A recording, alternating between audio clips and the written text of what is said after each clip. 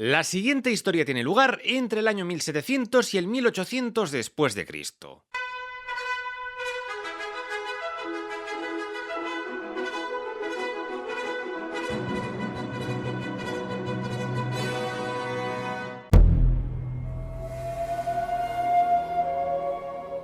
Volvemos a los inicios del siglo XVIII, pero ahora me centraré en la historia del Virreinato del Perú. La dinastía Borbón había llegado y quería llevar a cabo muchas reformas en la administración virreinal. Enseguida veremos qué consecuencias tuvo todo esto. Comencemos esta historia en 1704, cuando fue nombrado como nuevo virrey el catalán Manuel de Oms. Eso sí, entre una cosa y otra tardó como 3 años en llegar a Lima. Este noble barcelonés estaba bien relacionado con la corte tanto española como francesa, dominadas ambas por los Borbones, y llevó a la corte del Perú el ambiente, las costumbres y las modas de Versalles, y también alentó el cultivo de las artes y las letras. En 1709 creó en el Palacio Virreinal la Academia Familiar, una especie de tertulia donde se reunían artistas, músicos y escritores, algo que empezó a ser bastante habitual en la sociedad limeña de la época. También Oms fue mecenas de diversos músicos y poetas indígenas, mestizos y criollos, y hasta escribió una ópera,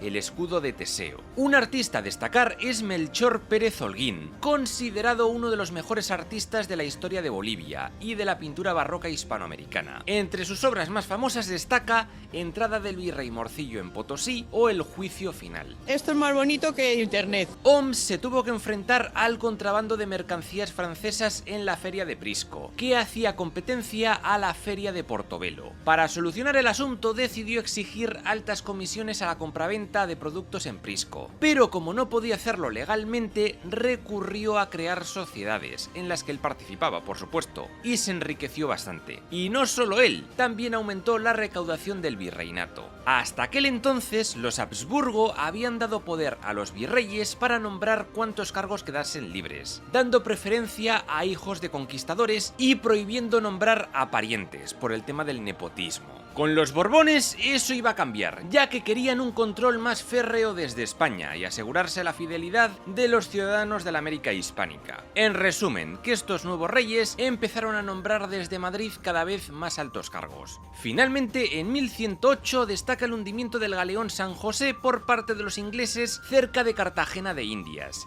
que iba cargado con un tesoro de la leche valorado en 5.000 millones de dólares. El lugar donde se hundió siempre estuvo rodeado por el misterio, hasta que sus restos fueron encontrados en 2015. Eso sí, ahora hay disputas entre España y Colombia por ver quién tiene el derecho sobre el yacimiento. Tras Manuel de Oms, el limeño Miguel Núñez de Sanabria estuvo provisionalmente a cargo del virreinato como presidente de la Real Audiencia de Lima. Le sucedió el obispo de Quito, Diego Ladrón de Guevara. Durante su gobierno se incrementó la producción de plata, hizo frente a ataques corsarios, reconstruyó la Catedral de Lima, estableció una cátedra de anatomía en la Universidad de San Marcos y fomentó el libre comercio con Inglaterra desde el puerto de Portobelo. A este le siguió el virrey Carminio Nicolás Caracciolo, príncipe de Santo Buono, el primer virrey de origen napolitano. Parece que Caracciolo tenía órdenes de poner fin al contrabando francés, algo de lo que fue incapaz. También intentó abolir el mercado de esclavos negros y la mita, pero tampoco lo consiguió, aunque lo limitó bastante. Durante su gobierno destaca la creación del primer periódico del Perú, La Gaceta de Lima, de 1715. De esta época destacan algunos personajes célebres. Por ejemplo, tenemos al limeño Pedro Peralta Ibarnuevo, que fue un poeta, matemático y astrónomo, y rector en la Universidad de San Marcos de Lima. Otro es José Bermúdez de la Torre y Solier, abogado y escritor, quien también fue rector de la misma universidad, y que ocupó altos cargos en el gobierno virreinal. Y finalmente estaría José Manuel Valdés, un catedrático mulato zambo de origen afroperuano, que fue médico, escritor y más adelante diputado de la República del Perú. E incluso fue nombrado miembro de la Real Academia Médica de Madrid. Casi nada. Año 1717. Este año es importante porque el Virreinato del Perú sufrió su primera fragmentación. Las audiencias de Santa Fe de Bogotá, Quito y Panamá conformaron un nuevo virreinato, el Virreinato de Nueva Granada. Es decir, que incluía lo que hoy es Venezuela, Panamá, Colombia y Ecuador. Venezuela, por cierto, antes formaba parte del Virreinato de Nueva España. Esta creación de este nuevo virreinato fue orden del rey Felipe V, pues veía que la dificultad de comunicaciones entre Santa Fe y Lima era un problema, y eso generaba bastantes disputas, pues las tomas de decisiones solían demorarse demasiado al depender de un lugar tan alejado. Era necesario crear un gobierno autónomo efectivo en aquella región.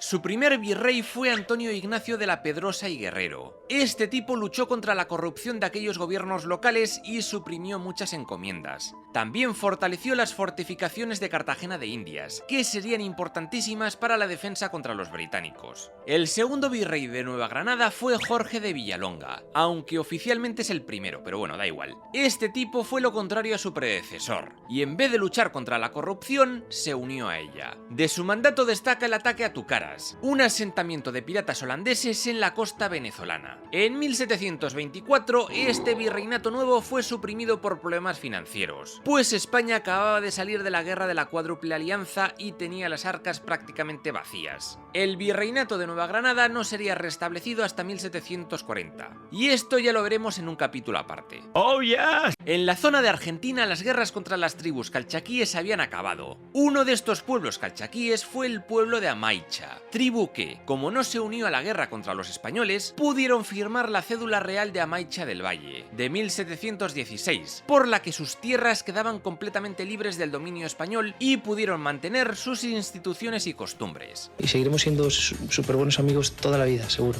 El arzobispo de Lima, Diego Morcillo, fue virrey del Perú hasta 1724. Él se encargó de ir suprimiendo el régimen de encomiendas por todo el virreinato. En 1723 tuvo que hacer frente a un nuevo levantamiento mapuche. Resulta que uno de los capitanes de Amigos trató de crear un monopolio comercial con el tráfico de ponchos que fabricaban los mapuches, y estos se enteraron y se sublevaron.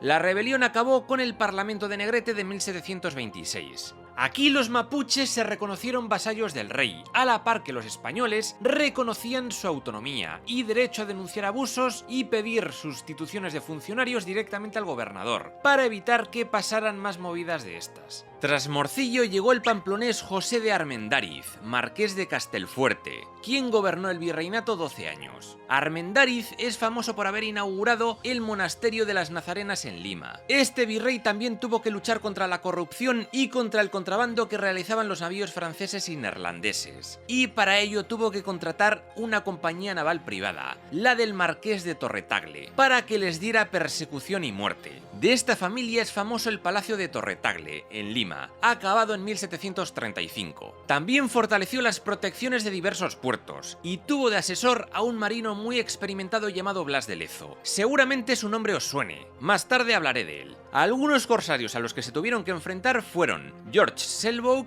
quien arrasó el puerto de Paita, y John Clipperton, quien bombardeó Arica, en Chile. ¡Todos preparados! ¡Fuego a mi señal! Con el asentamiento de los Borbones en España, el rey envió a América un ejército borbónico y también contrató bastantes soldados entre los criollos. Fue así como, para finales de siglo, estos criollos habían copado la mayoría de altos cargos del ejército regular de América. Luego los Borbones se darían cuenta de que reducir su poder político y a la vez darles poder militar sería una muy mala idea. Y es que a lo largo de este siglo, estos criollos, pero también comerciantes campesinos blancos y mestizos, así como grupos indígenas, van a protestar muy fuerte debido a algunas reformas borbónicas. Por ejemplo, por la creación de monopolios estatales, de compañías privilegiadas o de nuevas cargas tributarias. Veamos algunos ejemplos. En 1717 ocurrió una rebelión de cultivadores de origen canario en Cuba, en contra del estanco de tabaco. Sin embargo, la corona lo reprimió con dureza y acabó creando la Real Compañía de La Habana. Ahora esta empresa estatal era la única que podía plantar tabaco, producir cigarros y comerciar con ellos. En 1721 comenzó la Revolución Comunera de Paraguay, que duró 14 años. Resulta que muchos encomenderos de Asunción protestaron contra el corregidor Diego de los Reyes Balmaceda, porque beneficiaba las reducciones o misiones jesuitas. Estas acaparaban las mejores tierras, y los nativos guaraníes no pagaban impuestos, y ellos sí que tenían que pagarlos, y lo veían como una competencia desleal e injusta. A eso se le unió el control del precio de la paja, cuyo cultivo, transporte y comercio era el negocio más rentable de la zona. Y también Diego favoreció a los guaraníes en sus disputas territoriales con los nativos nativos payaguas, siendo estos indios pacíficos que comerciaban con los españoles, y muchos de ellos acabaron muertos. En fin, con todas estas movidas y juegos de poder, estalló la rebelión. El virrey envió al juez pesquisidor José de Antequera, y este metió a Diego en la cárcel y tomó el control de la provincia de una forma más o menos ilegal, convirtiéndose en el nuevo gobernador del Paraguay. Los jesuitas protestaron, liberaron a Diego y ¡pum! Otra vez revueltas y movidas. Antequera expulsó a los jesuitas en 1724, y eso hizo que el virrey Armendáriz fuese a por él. Antequera tuvo que huir cagando leches, pero acabó capturado y condenado a muerte. Y la revuelta comunera no acabaría hasta 1735, cuando el movimiento fue aplastado.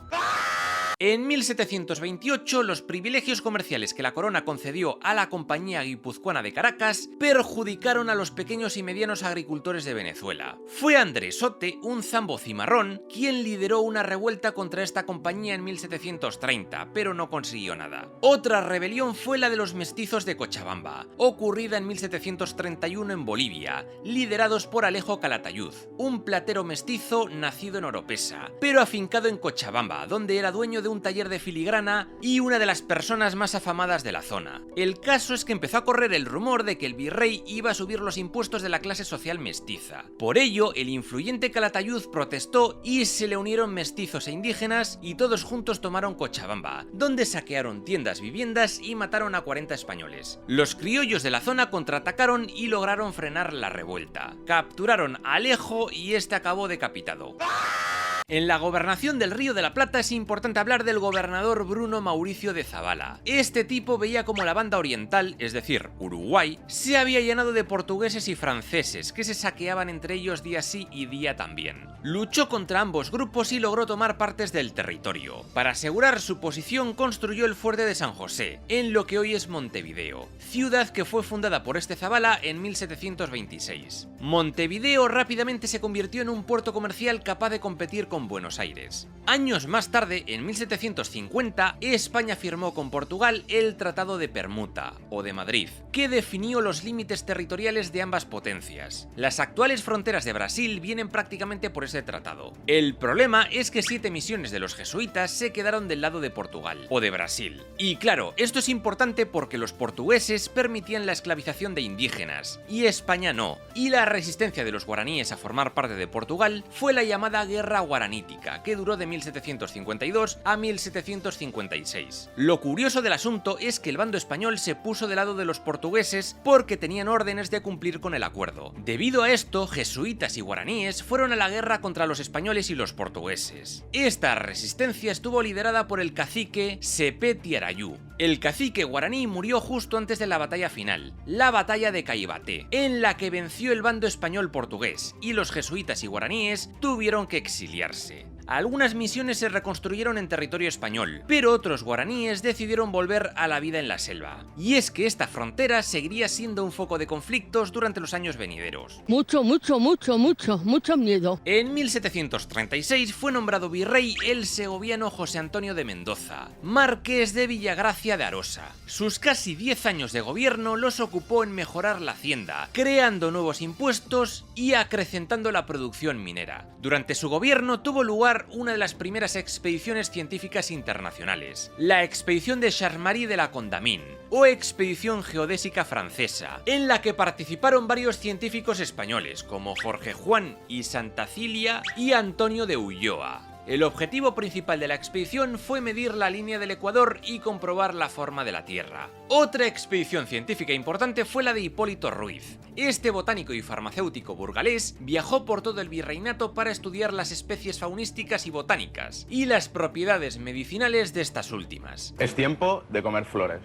De 1736 destaca un auto de fe de la Inquisición de Lima, que fue muy controvertido. Varias mujeres fueron condenadas a azotes, algunas por judaizantes y otras por brujería. Una de ellas, María Ana de Castro, se dice que no quiso abjurar de sus creencias judías y la quemaron en la hoguera. El inquisidor fue Cristóbal Sánchez Calderón, y sus sentencias fueron calificadas de injustas y desproporcionadas. Pronto le empezaron a investigar, le declararon culpable, le echaron de su puesto y la Inquisición de Lima Lima, no volvió a condenar a nadie a la hoguera. ¡Qué alegría! ¡Qué bien! ¡Qué bien! Muchas gracias por la noticia. En 1739 comenzó la Guerra del Asiento, o Guerra de la Oreja de Jenkins, en la que Inglaterra se enfrentó al Imperio Español para robarle diferentes posesiones en América y hacer colapsar los virreinatos. Parece ser que el conflicto estalló porque el capitán Robert Jenkins dijo en la Cámara de los Comunes que los guardacostas españoles que vigilaban el contrabando le habían torturado y cortado una oreja, aunque no se sabe si se lo inventó todo. El caso es que mientras el almirante George Anson atacaba las costas virreinales con la excusa de estar haciendo un viaje científico de circunnavegación, el almirante Edward Vernon atacaba el Caribe. En noviembre de 1739 asedió con violencia Portobelo. Por cierto, en agosto de 1739 se restituyó el virreinato de Nueva Granada, con Sebastián de Eslava como nuevo virrey. Su residencia oficial estuvo en Cartagena de Indias, aunque técnicamente la capital era Santa Fe. Esta ciudad va a ser muy importante durante esta Guerra del Asiento, ya que su episodio más significativo fue el sitio de Cartagena de Indias, de 1741, con Blas de Lezo. Sin embargo, como ya he contado, esto lo dejo para el siguiente capítulo. En estos años, 1742 concretamente, estalló en la selva central peruana, el Gran Pajonal, una revuelta liderada por Juan Santos Atahualpa. Este era un dirigente mestizo que se creía descendiente de Atahualpa y que quería restaurar el Tahuantinsuyo y expulsar a los españoles y a sus esclavos negros. Eso sí, el Atahualpa quería seguir siendo católico. Esta revuelta duró más de 10 años, pero estuvo muy limitada a la selva y no produjo muchos problemas. De todas formas, el virrey abolió la mita que quedaba en aquella zona y logró apaciguar a muchos nativos. Al final, la rebelión de Juan Santos acabó diluyéndose debido a las disputas internas entre los rebeldes, y no se sabe bien qué pasó con Juan Santos. Me dicen el desaparecido.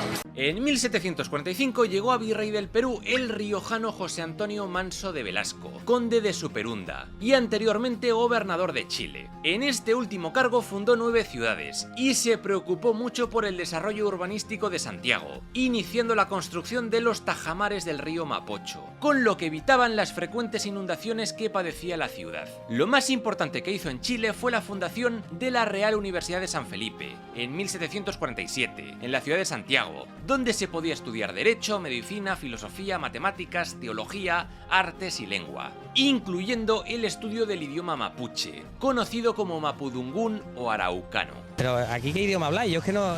El 28 de octubre de 1746 se produjo el mayor terremoto de la historia de Lima hasta aquel momento, y sus réplicas se contaron por centenares. Para el colmo, un tsunami de 17 metros de altura arrasó ciudades y pueblos costeros, que hubo que reconstruir casi desde cero. Se cuenta que en Lima solo quedaron 25 casas en pie, y murieron unas 10.000 personas. De todas formas, a pesar de todas las consecuencias negativas del terremoto y el tsunami, este virrey logró encauzar la situación y reconstruyó muchas ciudades con gran rapidez, siguiendo el plan de un matemático francés consejero del virrey, Louis Gaudin. También invirtió mucho dinero en atender a los necesitados que se quedaron sin nada. Por ejemplo, una de las medidas que tomó fue que todos los panaderos, molineros y carniceros presentasen parte de sus víveres en la plaza de Lima, para calmar el hambre de los supervivientes. El virrey Manso obtuvo el título de conde de Superunda, que significa en latín encima de la ola, por su esfuerzo solventando aquella tragedia. El ídolo aquí es un crack. En el año 1757 comenzó la Guerra de los 7 Años, una guerra internacional que, como ya conté, también afectó a los virreinatos americanos. Aquí el rey Carlos III de España ayudó a su pariente, Luis XV de Francia, contra Inglaterra, Prusia y otros estados más. Ya haré un vídeo en el futuro hablando solo de esta guerra, porque es muy complicada de explicar, así que suscríbete para no perderte los nuevos vídeos.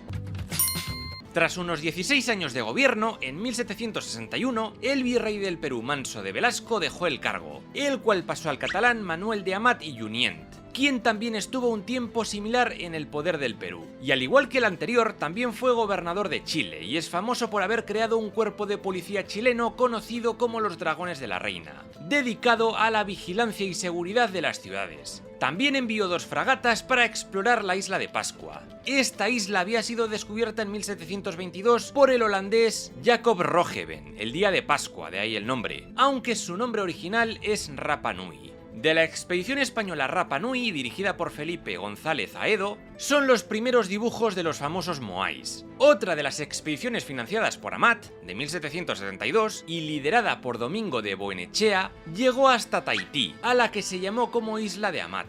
Se llevó a una pequeña población de peruanos para que poblaran el lugar, pero estos se aburrieron y decidieron volver. ¡Qué aburrido es esto! Ya como virrey del Perú, Manuel de Amat levantó muchos edificios públicos que buena falta hacían en aquella Lima todavía en reconstrucción.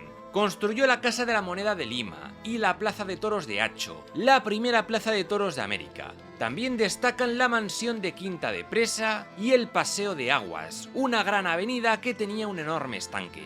Dicen que esta fue una obra dedicada a su amante, Micaela Villegas, también conocida como la Perricholi o Perrichole. Esta chavala era una actriz y cantante del teatro peruana y empezó a ganar mucha fama. Ella tenía 20 años cuando empezó un romance con el sexagenario virrey, y aunque él no estaba casado, esto se convirtió en la relación más escandalosa de la época. Parece ser que lo de Perricholi era como el virrey la llamaba en catalán, Petit Chol o pequeña joya, pero hay muchas dudas de esto. Podría ser también por pequeña cholita, o por un insulto del propio virrey, que durante una discusión en plena calle la llamó perra chola, pero bueno, da un poco igual. A ambos les molaba exhibirse juntos públicamente por Lima, y se cuenta que la chavala era muy caprichosa, pero a la vez tenía como arranques de generosidad, como una vez que regaló una carroza a un humilde párroco que tenía problemas para caminar. En 1769 el virrey y la Perricholi tuvieron un hijo de nombre Manuel, y luego ella tuvo una hija con otro tipo, Manuela.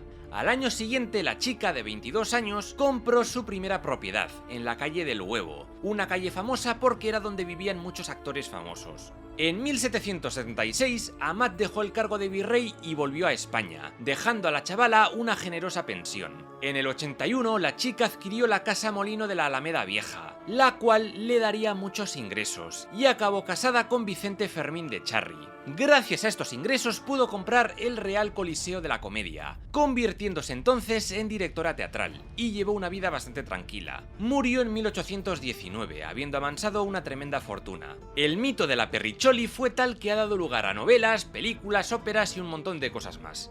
¡Acción! Siguiendo con el virrey Amat, también tuvo que asegurar las defensas de los litorales chileno y peruano, debido a la Guerra de los 7 años. Una de sus obras más famosas fue la fortaleza del Real Felipe, en el Callao. Ahora viajemos al Río de la Plata, cuyo gobernador era Pedro de Ceballos. Este tipo llevó a cabo la primera expedición de Ceballos a Río Grande, entre 1762 y 1763, en el contexto de la Guerra de los 7 años. Durante la expedición, Ceballos logró conquistar a Portugal la colonia del Sacramento, alegando que le pertenecía por el Tratado de Permuta. El problema es que a esto le siguió la invasión anglo-portuguesa al Río de la Plata, ocurrida en 1763. En ella, el rey José I de Portugal y la Compañía Británica de las Indias Orientales decidieron intentar tomar lo que hoy es Uruguay y Argentina. Así, en la costa de Colonia tuvo lugar una batalla naval que significó una victoria para los españoles. Ceballos decidió aprovechar la buena suerte y seguir su campaña hacia el este y hacia el norte.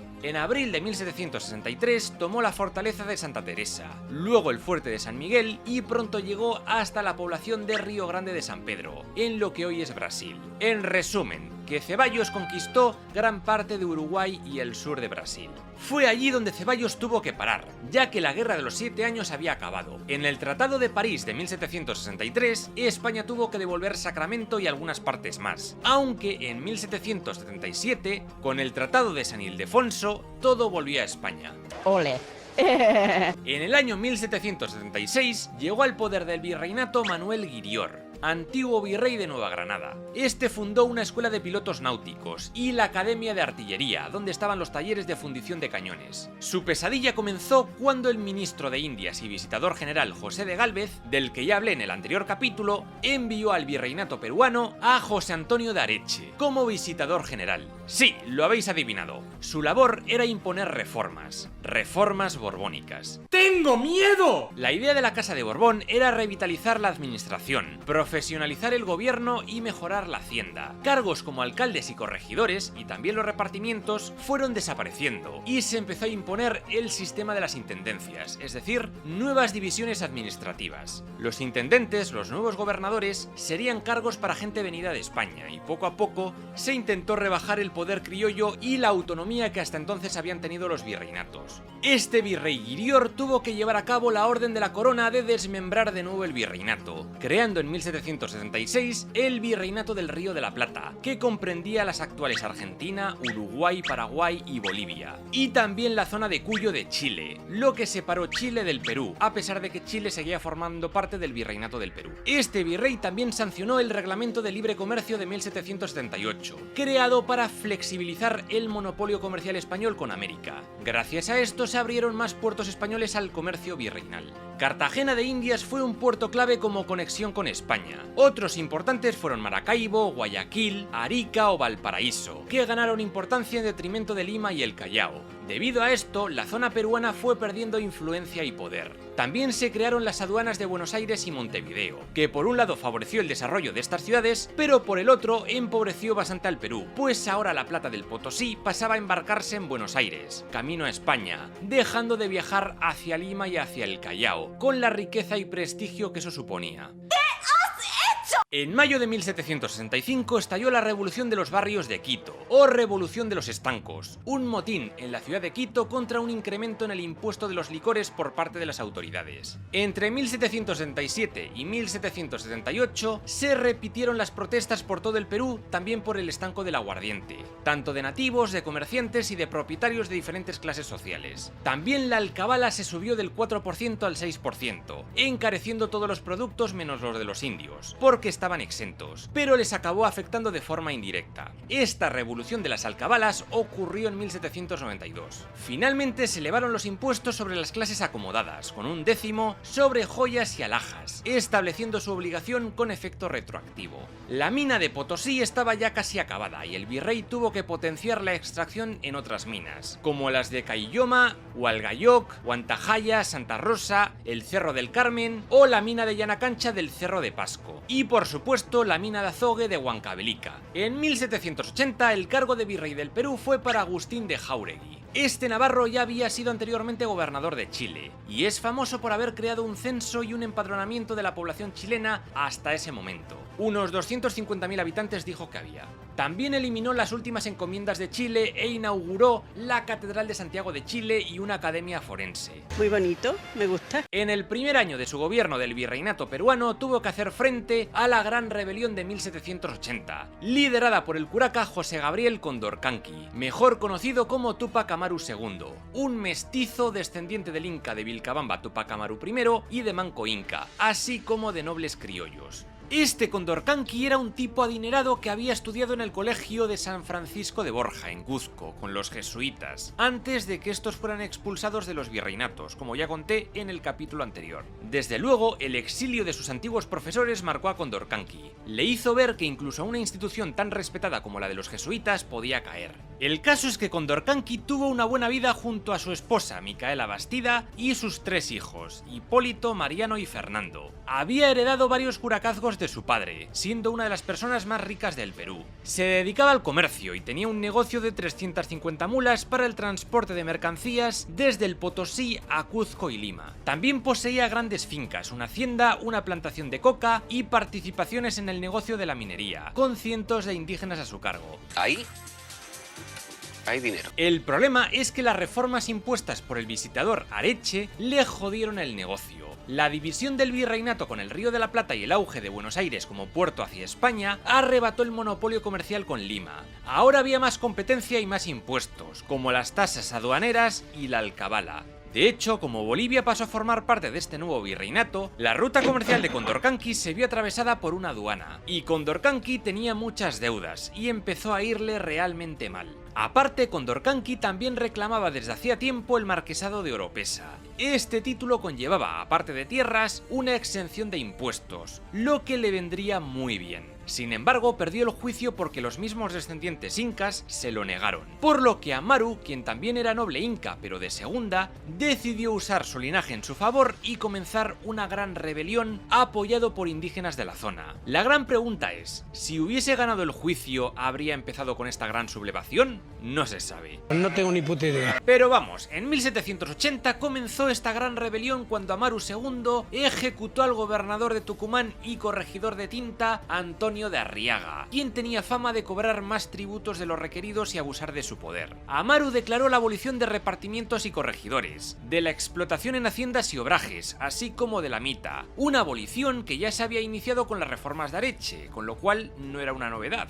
Todo apunta a que esto no era más que un plan bastante bien organizado por parte de Amaru para atraerse a las clases populares para conseguir el marquesado, un trato para bajar los impuestos o incluso para formar una región autónoma. De vestir toda su vida como un rico criollo, ahora comenzó a vestirse con ropas incas y a usar la lengua quechua. Dicen que todas estas ideas venían de su esposa Micaela, la cual tuvo mucho protagonismo en esta rebelión. El caso es que Amaru logró levantar a muchos nativos, mestizos e incluso algunos criollos perjudicados con las reformas borbónicas. En un principio, el mismo Amaru dijo que no se levantaba contra el rey ni contra la corona, ni contra el cristianismo, sino contra el mal gobierno de las autoridades virreinales. En las siguientes semanas capturó y ejecutó a varios corregidores y a funcionarios de aduanas principalmente. La batalla de Sangarará fue la primera y única gran victoria de Amaru contra el bando realista, compuesto tanto por españoles como por indígenas aliados. En esta batalla los realistas perdieron y se refugiaron en la iglesia del pueblo de Sangarará. Amaru ordenó quemar esta iglesia con ellos dentro, y a los que iban saliendo les fueron matando con palos y piedras. Al final hubo unos 500 muertos, muy pocos sobrevivieron. Se dice que este acto hizo que muchos españoles y mestizos que apoyaban a Amaru abandonaran su causa. Más tarde parece que Amaru empezó a tener ideas independentistas y soñaba con una monarquía hereditaria inca, con él como sapa inca con el nombre de José I, y también un ejército y administración propias, libre comercio, libertad a los oprimidos y, como no, eliminar los impuestos de los españoles. Se empezó a creer una especie de mesías que decía a sus guerreros que si daban su vida en la batalla, resucitarían al de 3 días. Os están timando, os están engañando. Las tropas rebeldes fueron a conquistar Cuzco. Amaru pensaba que los nativos de la ciudad se unirían a ellos, pero no. Todo lo contrario. La casa real inca de la nobleza peruana eran altamente leales a la corona española y se enfrentaron a Amaru. Destacan Pedro Apo Saguaragua, de la alta nobleza incaica, y Mateo Pumacahua Chihuanito, un militar y cacique indígena que fue decisivo en la derrota de Túpac Amaru II.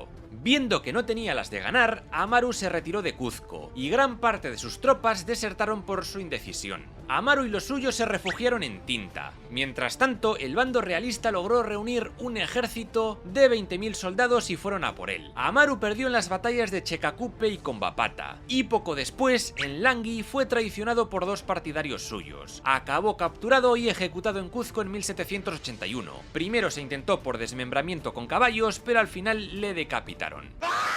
Su hijo Hipólito fue ahorcado, su aliada favorita, Tomasa Tito, conde Maita, fue ejecutada por garrote, y lo mismo pasó con su esposa Micaela, los 3 por haber sido los principales líderes de la revuelta. El segundo hijo de Amaru, Mariano, fue indultado, le dieron una paguita, pero acabó intentando sacar a una zamba que le hacía tilín de un convento a espadazos. El caso es que lo desterraron a España, pero murió por el camino en Río de Janeiro hacia 1784. Su hermano Fernando fue desterrado también a España.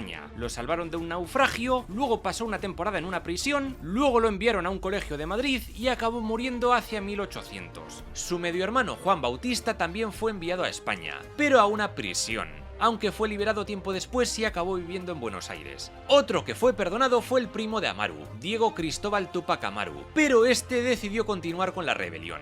Pronto este movimiento se radicalizó muchísimo y se extendió de forma sumamente violenta por el Alto Perú y la región de Jujuy. Los rebeldes ya no tomaban prisioneros. Básicamente se dedicaban a ir de pueblo en pueblo asesinando a cualquiera que hablara castellano o vistiese ropas europeas, incluso si eran nativos. A estos los llamaban pucacunca o cuellos rojos. Así, la rebelión se convirtió en un baño de sangre y ambos bandos realizaron masacres en las poblaciones que iban tomando. Se estima que fueron asesinadas 100.000 personas, siendo esta la mayor matanza de todo el siglo XVIII en Hispanoamérica. La vida no es un lugar seguro. Nuevas rebeliones surgieron por la zona. Por ejemplo, está la rebelión de Oruro, una villa de la actual Bolivia, en la cual el sargento mestizo Sebastián Pagador se levantó contra los españoles y sus reformas. Y habría que añadir el levantamiento de Julián Apaza, alias Tupac Katari, un aymara hijo de un minero. Como parte de la gran rebelión, Katari cercó La Paz, en Bolivia, y sus tropas comenzaron una limpieza étnica en la que se pretendió asesinar a todas las personas blancas y mestizas, e incluso, como en la otra rebelión, indígenas que vistieran de forma europea. Katari fue sin duda el líder más radical de todos los que hubo en estos años, y pretendía ser nombrado Inca Aymara a pesar de no ser noble indígena, a la par que buscaba volver a las costumbres antiguas y renegar de todo lo europeo. También renegó del apoyo de las clases criollas y de caciques indígenas que no eran tan radicales. Y finalmente tuvo choques con los quechua del movimiento, quienes querían imponerse a los Aymara, grupo al que Katari pertenecía. Al final Katari acabó con más enemigos que aliados, y le acabaron entregando a los españoles. Fue ejecutado al año siguiente. Para acabar con esta parte, Diego Cristóbal Tupac Amaru seguía liderando la rebelión, llegando a controlar zonas cercanas a Cuzco, Puno y serranías en el sur peruano. Sin embargo, disconforme con la radicalidad del movimiento y esos tintes racistas que tenía, decidió buscar un acuerdo y le ofrecieron un indulto en la Paz de Lampa. Le dejaron seguir ejerciendo gran poder político, pero años después fue acusado de estar preparando una nueva rebelión, la llamada Conjura de Carabaya, aunque no se sabe si esto fue solamente una excusa para quitarle de en medio. Le tomaron prisionero y le ejecutaron en julio de 1783. El visitador Areche decidió tomar medidas severas y prohibió el quechua y muchas costumbres andinas a la población nativa, pero fueron medidas que apenas tuvieron impacto real y se olvidaron conforme la cosa se calmó. Por cierto, hablando de conspiraciones, habría que destacar en Chile la conspiración de los tres Antonios, llevada a cabo por los franceses Antonio Verney, Antonio Gramusset y el criollo José Antonio de Rojas. Estos tipos, influenciados por los ideales ilustrados y animados por la independencia de los Estados Unidos, querían derrocar al gobierno colonial monárquico chileno y crear un régimen republicano gobernado por un colegio elegido popularmente. De todas formas, la conspiración fue descubierta y los conspiradores fueron enviados a España para ser juzgados, pero el barco naufragó y todos palmaron. Teodoro de Croix, de origen flamenco, fue el siguiente virrey del Perú y estuvo en este puesto del 84 al 90. Como suele pasar, tras una tremenda tormenta, suele llegar un periodo de mucha calma, y eso pasó a finales de este siglo, que hubo pocas movidas reseñables. Fue un periodo bastante tranquilo. Este virrey centralizó aún más Perú creando 7 intendencias y se abrió la audiencia de Cuzco.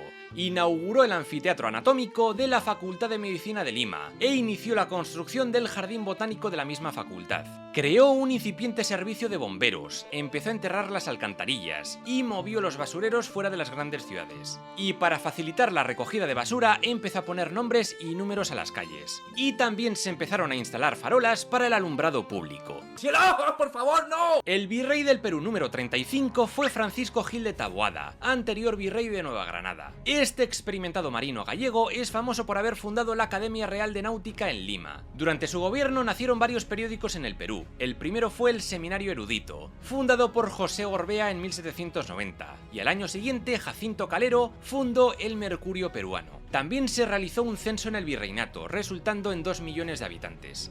Las reformas fiscales borbónicas acabaron suprimiendo en 1790 la Casa de Contratación de Cádiz, que fue sustituida por juzgados de arribadas, es decir, aduanas, instaladas en todos los puertos autorizados al libre comercio. El último virrey de este siglo XVIII en el Perú fue Ambrosio O'Higgins, de origen irlandés, pero al servicio de España, quien gobernó de 1796 a 1800 justito. Anteriormente también fue gobernador de Chile desde 1786, y allí fundó varias ciudades, como Osorno. Algunas de estas poblaciones estaban al sur del río Biobío, y esto de crear ciudades al sur de este río fue posible gracias a un tratado de paz con los huilliches, un subgrupo dentro de los mapuches. El problema es que años después, hacia 1792, los huilliches se alzaron contra la influencia española y destruyeron algunas de sus haciendas y misiones. Entonces el gobernador O'Higgins les derrotó militarmente. Tras esto, O'Higgins llegó a pactos con estos mapuches en los parlamentos de Negrete o en el de Las Canoas, canoas de 1793. Como gobernador de Chile había perfeccionado el ceremonial y la eficiencia de estos parlamentos, dando lugar a largos periodos de paz. También en esa época, en la ciudad de Santiago de Chile, se levantó la Casa de la Moneda, que ahora es la sede presidencial, y el puente de Calicanto, o de Calicanto, que cruzaba el río Mapocho, obra del corregidor Luis Manuel de Zañartu. Este fue un noble vasco famoso en Chile por su mano firme contra los ladrones y los delincuentes. De hecho, para la construcción de este puente usó a presos y les sometió a trabajos forzados. Para financiar las obras también creó un impuesto a la hierba de mate, una bebida que se hizo popular entre españoles y criollos en esa época. También se fomentaron obras públicas como carreteras que unían Santiago y Valparaíso con Perú, nuevos tajamares o muros de contención en Santiago, pavimentación e iluminación de calles, y la creación de varias escuelas por todo el territorio.